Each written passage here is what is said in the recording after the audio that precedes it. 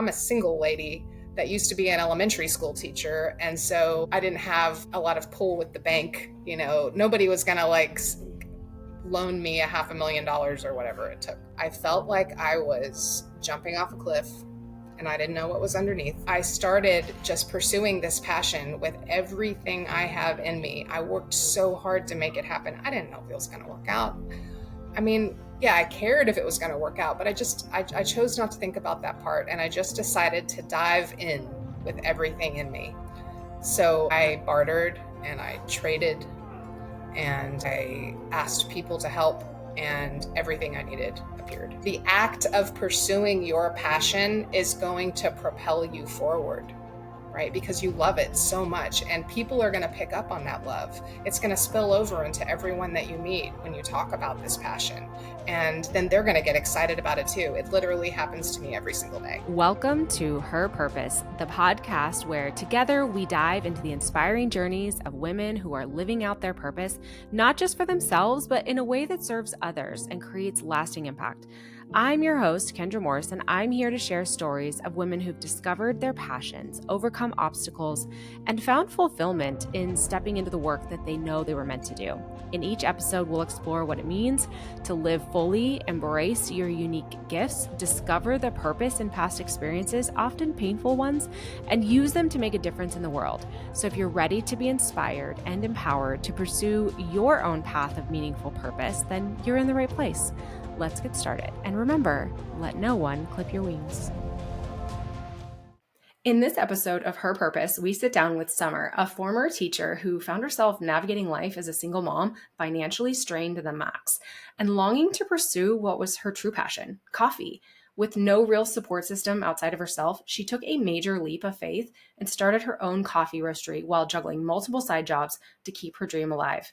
Through sheer determination and resilience, she eventually built her own café, allowing her to leave teaching behind and go all in on her business. Now she's thriving, loving her life, and proving that with passion and persistence, anything is possible. Summer's story is one of grit, courage, and the power of chasing what truly lights you up.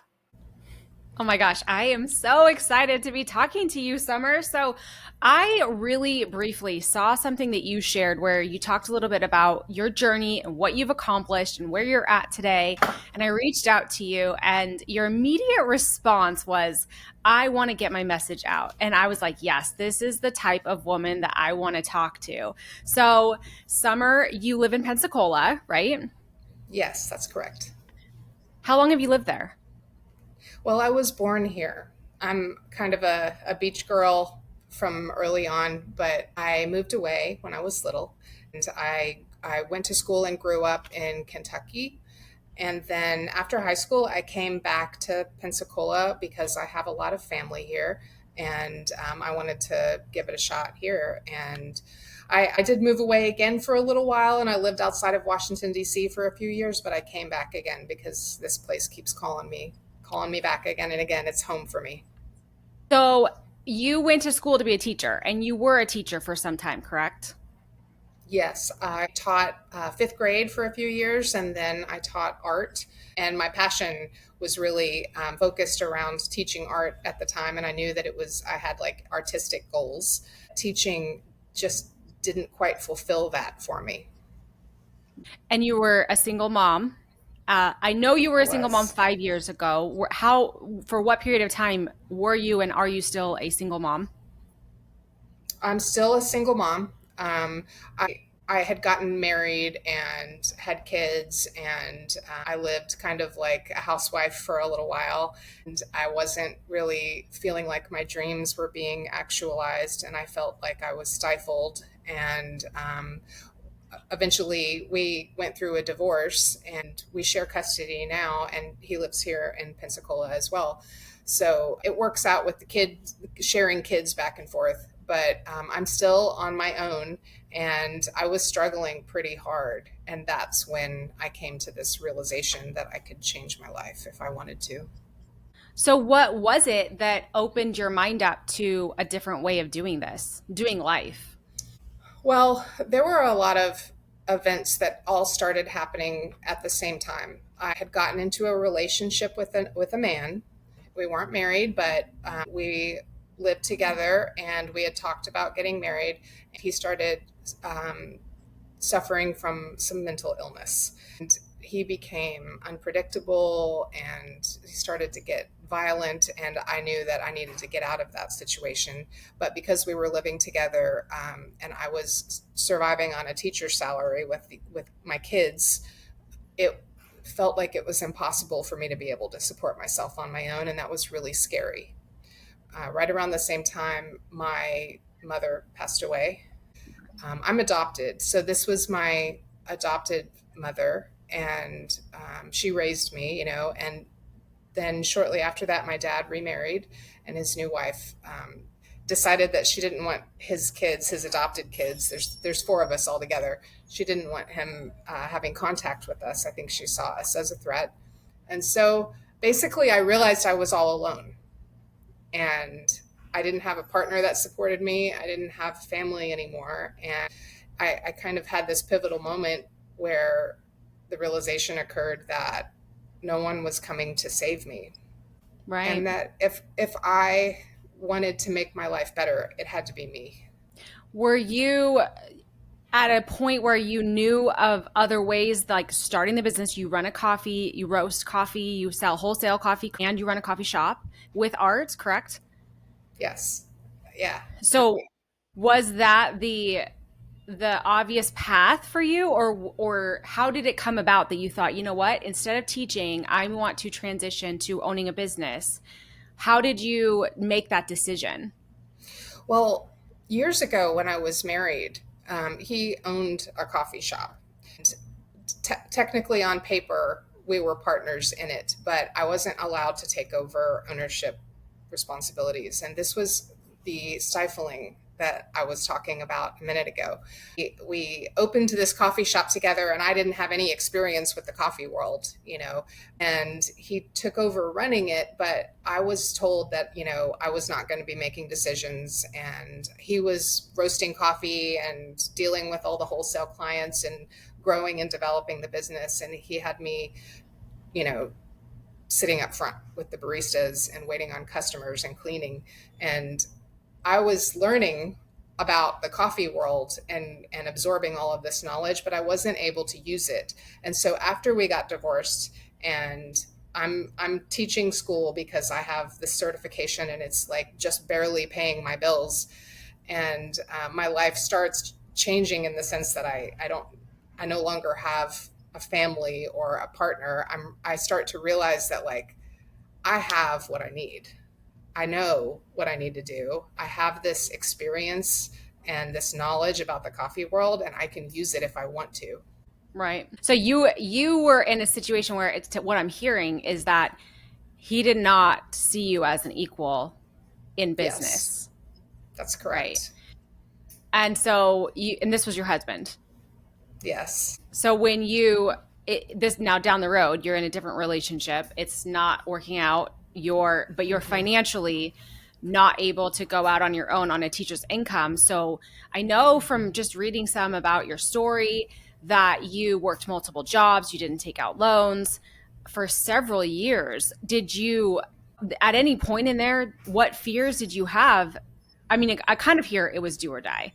I didn't have any money in the bank. I was teaching elementary art during the day, Monday through Friday, and going to that job. And it was just barely paying my bills. And honestly, it wasn't even paying my bills because I couldn't afford my rent after I parted ways with my boyfriend at the time that was living with me. He moved out, and I realized, like, I've got all these bills. I was just barely surviving with him there, paying my half of things. And so I decided that I was going to have to make some sacrifices for a while, and then I was going to have to take action on top of that in order to change my life. So I rented out the master suite in my home to a very nice older woman, and we shared the home together. Um, I'm a painter, and so I had an art studio, and I moved into that, and I slept there for 2 years, and there was no closet, you know, and I got multiple extra jobs that I would go to after my teaching day was done. I would clean commercial businesses around town. I would give private art lessons and group art lessons to kids or adults. And I just worked myself as much as I could in order to save the money that I needed in order to open this business.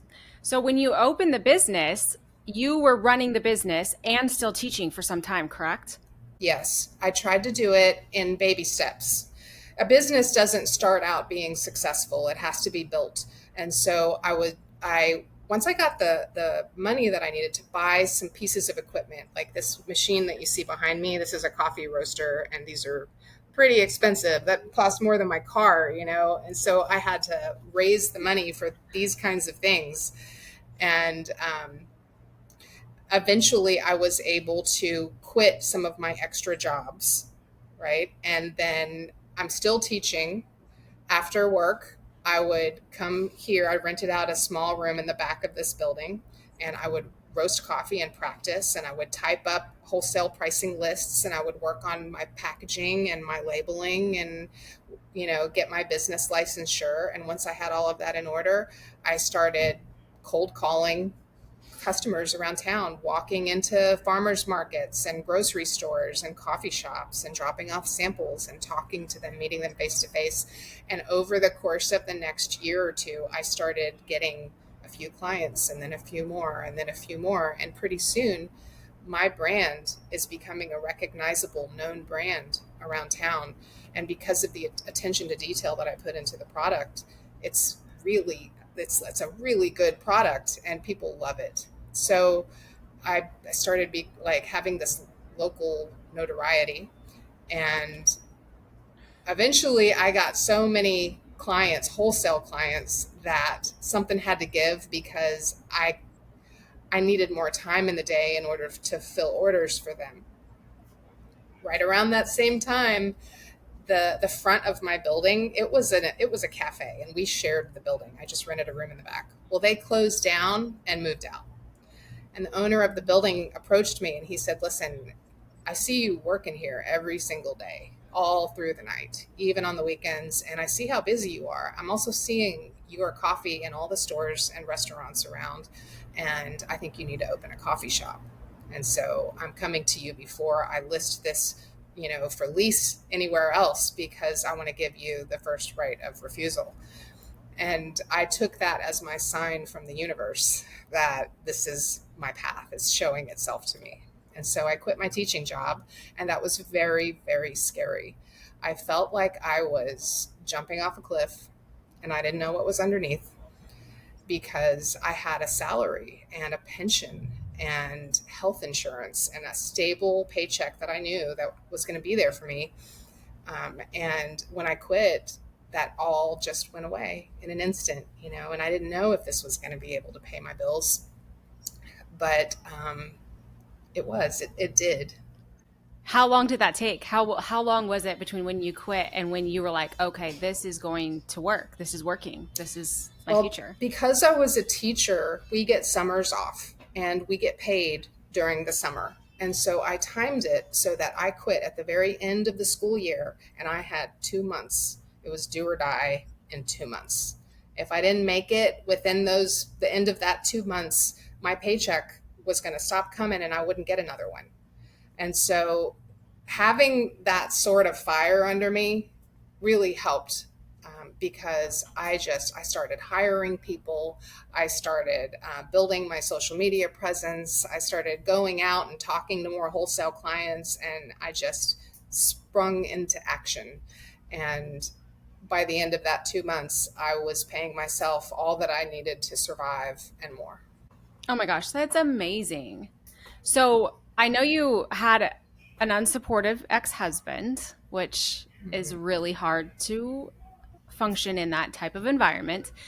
The rest of your family, you were adopted. Your dad, your relationship with was your when you say your dad, that was your adopted dad as well. Yes, yes. So is that still broken? He still isn't able to communicate with me or my other siblings. It's a really hard thing, because he's getting older, and I feel like I need to talk to him, right before his health starts declining, but it's impossible. He doesn't return calls or texts. He's never come to see me here, and that is a hard thing. It's heavy on my heart. I carry around a lot of grief over that because it feels like I've lost a parent, but they're still here technically. You know, Right. Right. so yeah, that's still Did you hard. have did you have any other family that was supportive and encouraged you and believed in you and said, "We know you can do this," or was that all just from within yourself? It was all from within myself. I have distant relatives around here, but we don't talk too much. And honestly, they still see me as kind of like, a kid that never quite grew up. Sometimes I think our family members still see us for our original personas when we're younger, right? And I don't think that they ever imagined that I would be running a really successful business like this. And to this day, I really don't know that they understand it. I think they think I might be holding a bake sale or something. Right. When in reality, you were like, it's actually quite it's, successful. it's pretty big, yeah. But that's okay. I don't need that external validation because I motivate myself with what I'm doing. Right.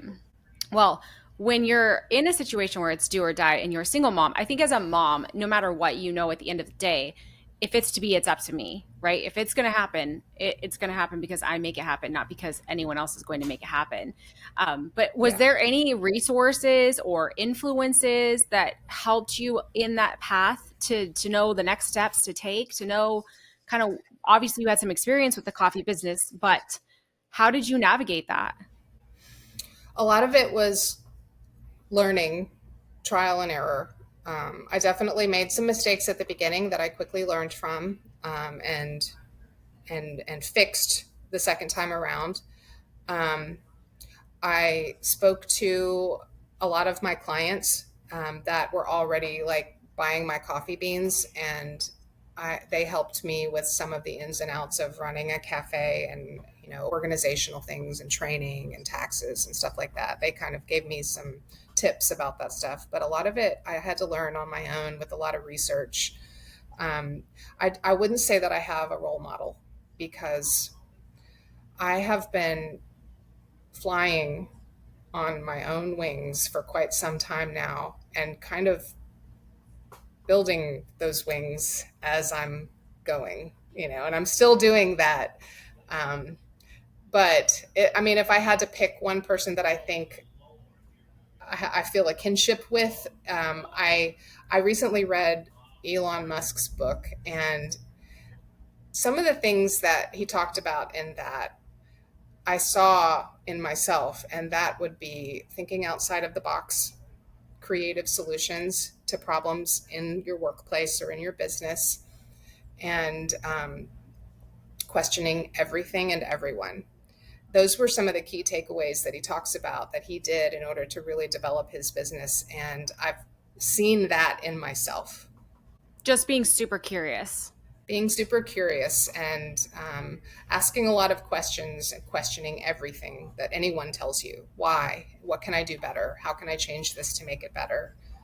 What does it feel like now to be like you talk about in your the post that I originally saw that you posted, you talk about how that if you believe in yourself, anyone can achieve anything. Like how does it feel now to be living out what you believed was possible but didn't have the evidence in front of you that it was actually going to happen? Well, I feel like I'm living the life of my dreams now. And, I didn't know that I would be. I just decided to pursue a passion and take a chance and go for it because what do I have to lose? You know, and I want to make my life better, so I'm going to do it. I didn't know it was going to be this successful. And honestly, it still blows my mind to this day when I think about it. When you talk about how successful it is, and obviously you don't have to share financial success, but for the woman that's listening, that's wondering, what are you talking about by successful? What about your life? How does your life look different today from before when you were teaching, solely because of the success that you're having? And it's not just financial, right? So before I did this, when I was just teaching school and sharing a household with someone that was, paying half of the bills and I had my kids, I could hardly afford to do anything. That's one part of it, right? Financially, it was tight. I couldn't get things for my children that they needed. Um, I have an adult daughter. She's 28 now, and she could use help from a parent, and I wasn't in the position to do that. I had kids that were going to be going off to college in a few years, and there's no way I would have been able to do that. And so, yeah, it felt like my life hadn't really started yet. Like I hadn't catapulted to adulthood, and I felt stuck in this lower rung of life. And I felt like there's got to be a way to get there with what's inside of me. Now that I have done that, not only have I taken over my entire house again, like I don't have a roommate anymore, I've reclaimed the master suite. I'm loving having the whole house to myself. I can pay for it all by myself. I bought myself a new car. I bought my adult daughter a car and drove it to her, which was a really good feeling to be able to do that for her. I never would have been able to do it before. I bought health insurance for myself. I'm financially sound. I can reinvest some back into the business and continue to grow it. And that just continues to grow my net worth.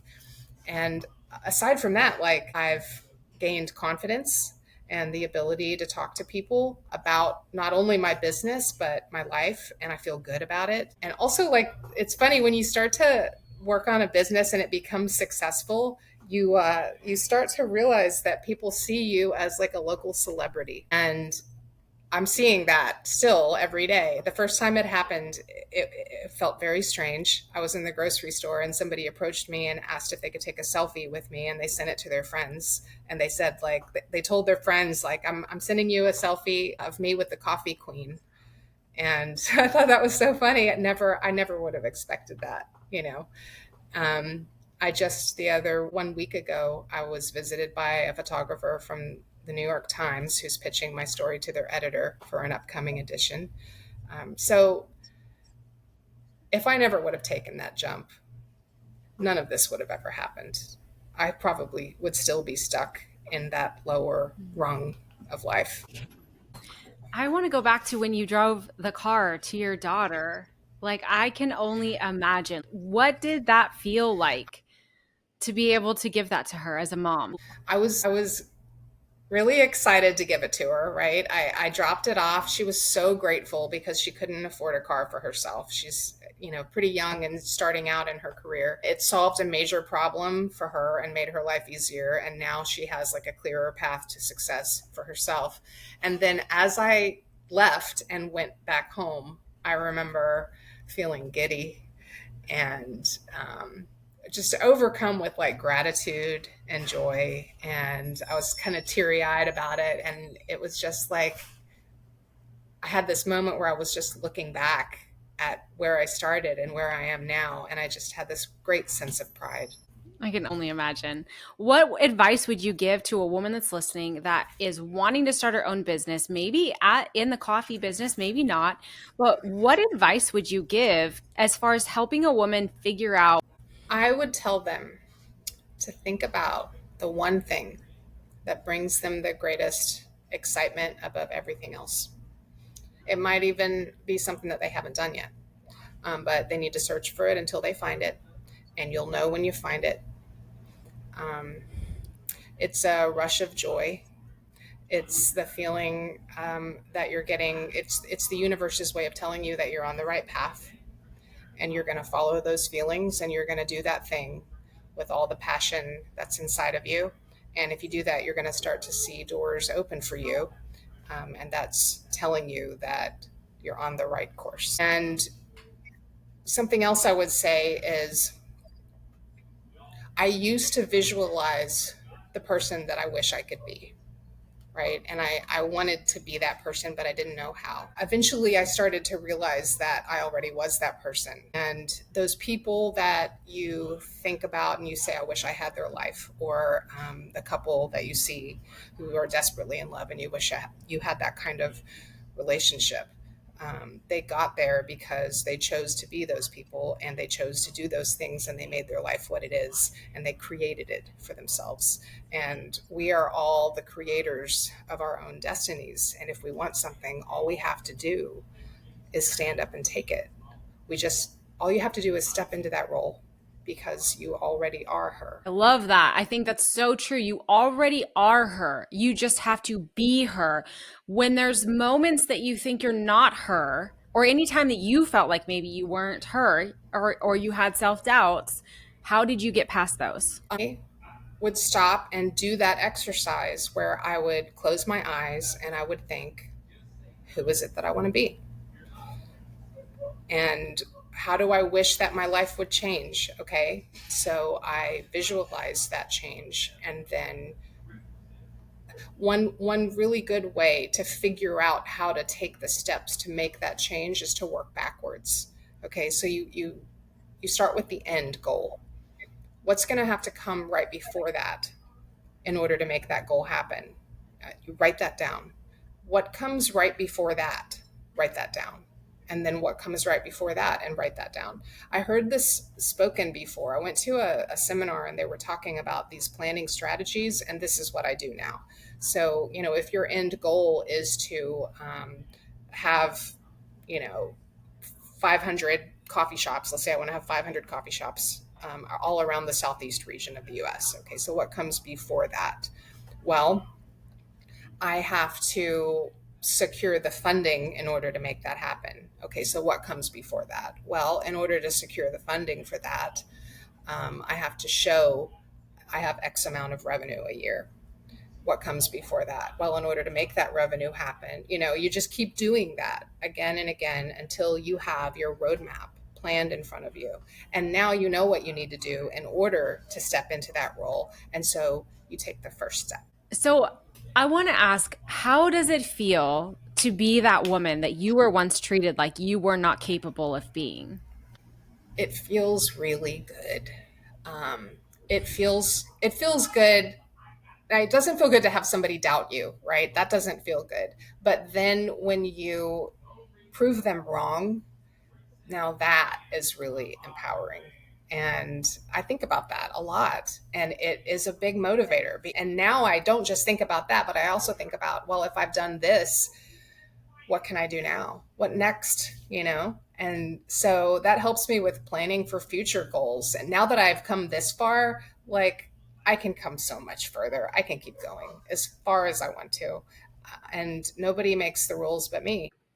These conversations show us that living with purpose is so not about perfection. It's about trusting the whispers of your heart, embracing what is probably going to feel like a mess, and having the courage to take that first or next step when you probably won't feel ready.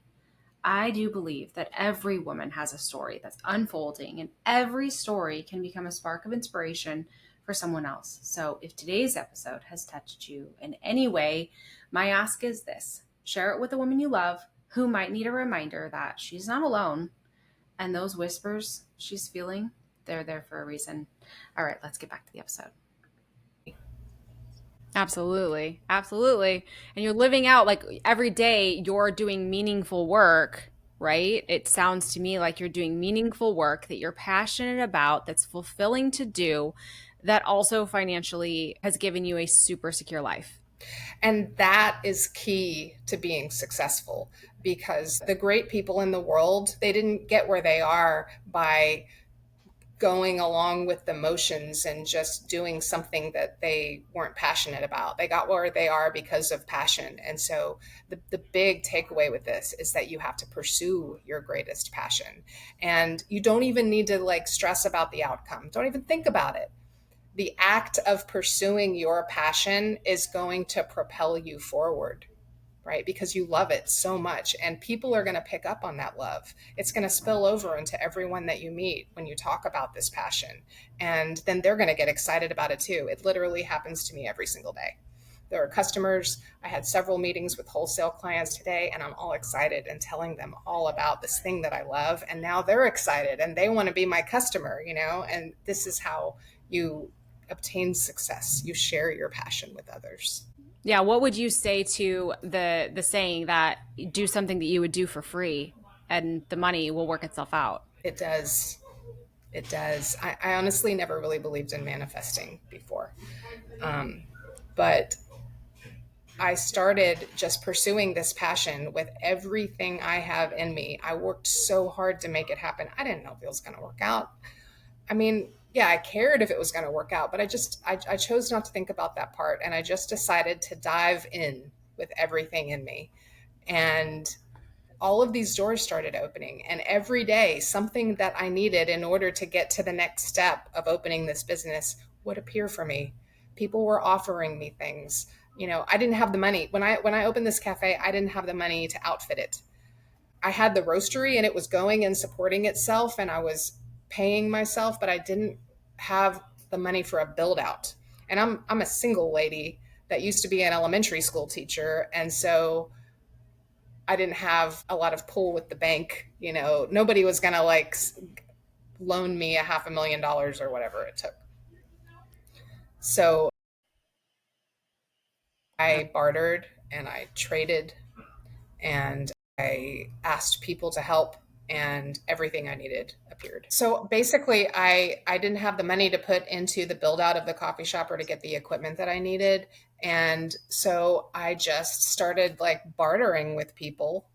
I had saved up enough to finance the coffee roastery back here, so I had the equipment and I had some coffee beans and bags and stuff. And I started just reaching out to people like on Facebook Marketplace and anywhere else, and I would say like, listen, I don't have money to pay you for your services or for this equipment or whatever, but I have coffee, and would you want to barter? I'm opening up a coffee shop, and I could really use your help.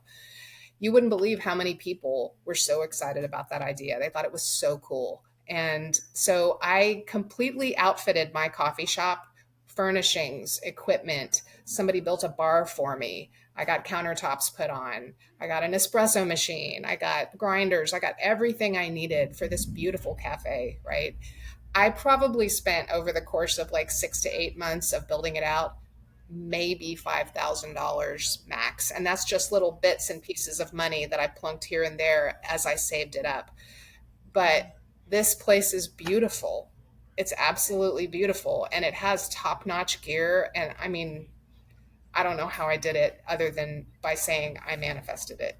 Well, you invited people into the journey by sharing. Yeah. The only question that will always be a no is the one that's never asked, right? So asking, there's nothing wrong with asking, and you never know who wants to be a part of that journey, because if you came across with so Yeah. much passion, conviction, and belief, people want to be a part of that. They want to support that. They want to say, I helped Yeah. her I helped the coffee queen when she just got started. So inviting people into our journeys is not weak.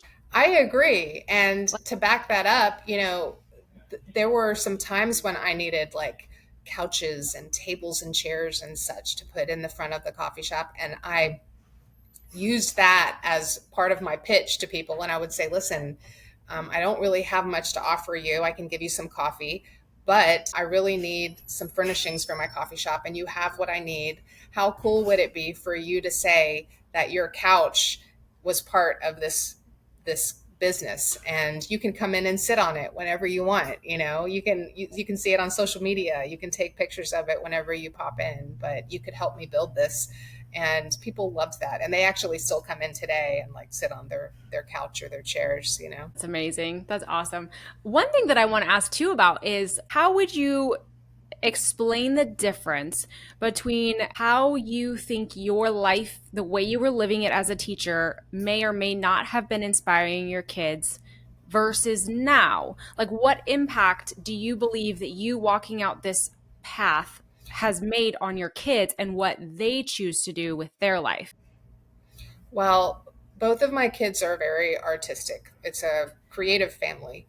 My son was just accepted to Loyola in New Orleans, and he's majoring in art. And basically, by showing them this, and I talk to them about it as well, I'm illustrating to them that if they have a dream and they pursue it with everything they have in them, then they're going to be successful. All of the great people the artists and musicians and writers and all the people that have done all of these awesome creative things, if they never would have done it out of fear of not succeeding, we wouldn't have all of those wonderful things, you know, and they did it. And I think that my journey has inspired them to pursue their dreams as well. Miles Monroe said that the greatest riches in the world are all buried in the cemeteries, Yeah. buried in the people whose gifts were never given to the world. That's where the greatest collection of gifts are. And we all are given a gift. Like, I believe we're all given some gift that the world is going to be benefited by. You have to have the courage to dig it out and share it with the world. That's right. Yeah, I agree. I've done that. And I didn't really process what I was doing until I had done it. And then I looked back at it and thought, like, wow, I just took this passion that I had and I rolled with it. I just went with it so hard and I just made something brilliant out of it. And that's why I want to share that with other people, because everybody has something brilliant about them that they can pursue and they can turn their lives around in just magical ways. And I've done that, and so can you. Absolutely. Yeah. Well, I guess we'll close on what last piece of advice, what last truth that a woman maybe in your shoes needs to hear or know in order to find that courage to move forward? Don't accept mediocrity in your life, because your life is exactly whatever you make it to be. I've discovered that myself. I turned my life from something that didn't even really feel like a life. I was waiting for my life to start, and it felt like it was never happening. And I turned it into, honestly, the most awesome, the coolest, most fun life I could ever have imagined. If little Summer would never have thought that she would have this cool of a life. When she imagined what her life was going to be like, it was not this cool. All right, so I did it. So can you. Don't accept anything less. Absolutely. Alla Prima Coffee. What's the location for people that are local to Pensacola? I'm at 532 West Garden Street in Pensacola, Florida. You can follow my journey on Instagram at Alla Prima Coffee. And then I have a website. If anyone wanted to order online or sign up for some classes, I teach barista and roasting classes, and that is www.allaprimacoffee.com. And then do you sell your roasted coffee? Do you ship roasted coffee?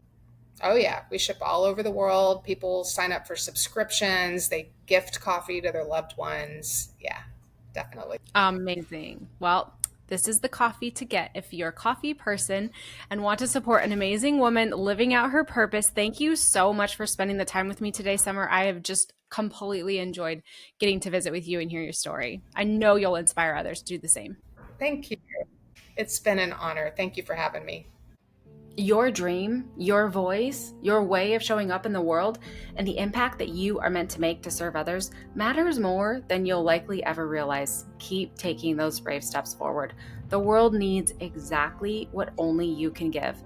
Thank you from the bottom of my heart for being a part of our community. Until next time, stay true to yourself, stay purposeful, and as always, let no one clip your wings.